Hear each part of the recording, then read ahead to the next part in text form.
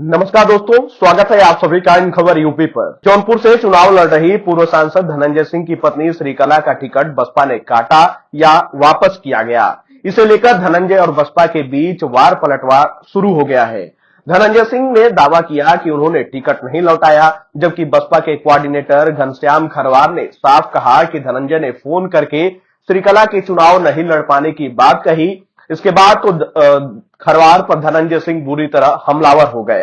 अब खरवार ने पलटवार करते हुए यहां तक कह दिया कि धनंजय सिंह के दबाव में आने की बातें हम लोगों को पहले ही पता चल चुकी थी। धनंजय और श्रीकला ने बच्चों के सिर पर हाथ रखकर किसी के दबाव में नहीं आने की कसम भी खाई। अभी तक बसपा नेता कम ही किसी मामले पर मीडिया के सामने आकर इस तरह से कोई बयान देते हैं। मीडिया की डिबेट से भी बसपा के नेता दूर रहते हैं, लेकिन इस बार धनंजय को मुंहतोड़ जवाब दिया जा रहा है। बसपा कोऑर्डिनेटर और पूर्व सांसद घनश्याम चंद्र खरवार ने कहा कि धनंजय सिंह ने किसी के दबाव में टिकट वापस किया है। उन्होंने मीडिया से बात करते हुए कहा कि धनंजय सिंह से वह रविवार की रात मिले थे।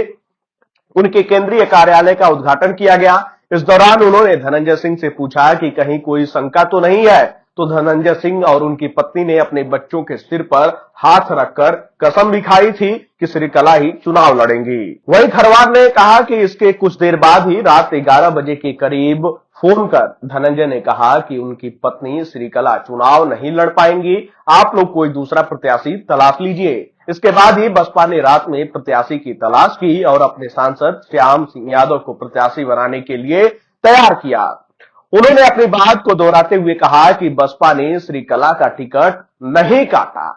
इससे पहले श्रीकला के चुनाव नहीं लड़ने की खबरें सोमवार की सुबह से मीडिया पर चलने लगी और बसपा का बयान भी सामने आ गया। तो धनंजय नामांकन का टाइम खत्म होने के बाद सामने आए।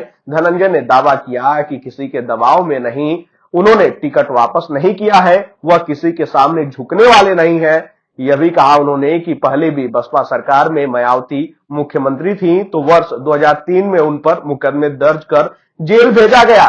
तब भी उन्होंने जौनपुर में बड़ी रैली कर कहा था कि वह न तो झुके हैं न झुकेंगे।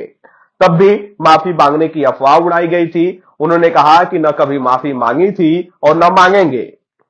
वहीं श्रीकला के निर्दलीय चुनाव नहीं लड़ने को लेकर उन्होंने कहा कि उसके लिए 10 प्रस्तावों की जरूरत होती है, समय कम होने से उसका इंतजाम नहीं हो पाता।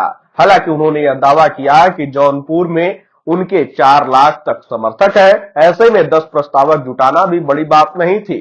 धनंजय ने यह भी दावा किया कि वह जिसे चाहेंगे वही सांसद बनेगा।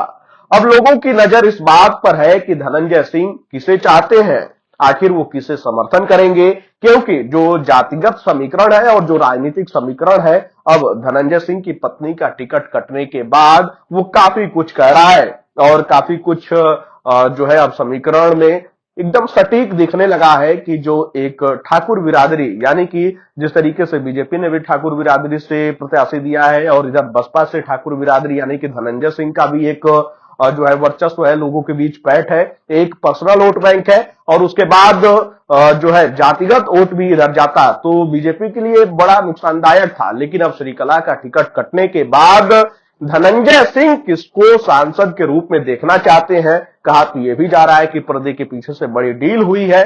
लेकिन अब वो डील क्या हुई है और क्या कुछ हुआ है वो तो धनंजय सिंह ही जाने। लेकिन जो है लगातार सोशल मीडिया से लेकर जो है हर जगह ये चर्चा का केंद्र बना हुआ है। जौनपुर लोकसभा सीट लगातार चर्चा में बनी हुई है। अब देखना होगा कि चुनाव आते आते क्या कुछ जौनपुर की सीट पर होता है।